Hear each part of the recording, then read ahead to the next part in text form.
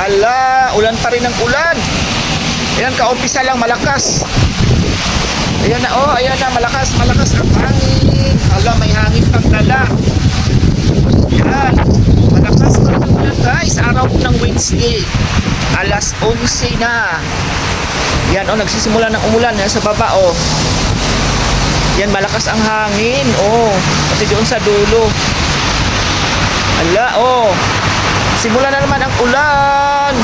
Malakas na ulan. Ang mga car, oh, nag-ambilis. Yan, oh, ramdam po siya yun. Oh, oh. Ayan guys, oh, start na ang ulan. Ang mga bus sa baba, oh. Yan, public bus. Oh, isa pa lang siya. Ayan, mag-ingat po tayong lahat. Araw po ng Wednesday. Umuulan na naman siya. Start na naman ang ulan. Hanggang Friday daw po ito, lakas ng hangin. Hanggang Friday daw po itong ulan eh. Kaya asahan talaga na uulan hanggang Friday. Ganyan po kasi sila kung nag-forecast talaga sila dito, talagang totoo talaga mangyayari. Ayan oh. Ayan, kaya pabilis ng sasakyan dahil ang lakas ng ulan. Siya ba ya guys?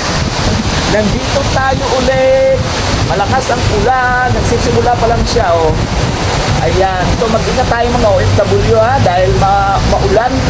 Mamaya-maya ito, baha na naman ito. Pero saglit lang naman mawala ang tubig. Yung isang araw, ang lalim ng tubig yan. Ngayon, wala na. So, baya, yan lang. At mag-ingat po tayong lahat sa mga OFW na pumapasok. Ingat po tayo. Wala na sanang dumadagungdong. Ito na naman ang ulan. Pero mas okay lang yung ulan kaysa man yung dumadagungdong. Yan ang nakakatakot. No?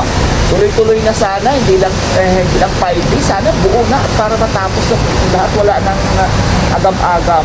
Baya, at mag-ingat po tayo. Bye!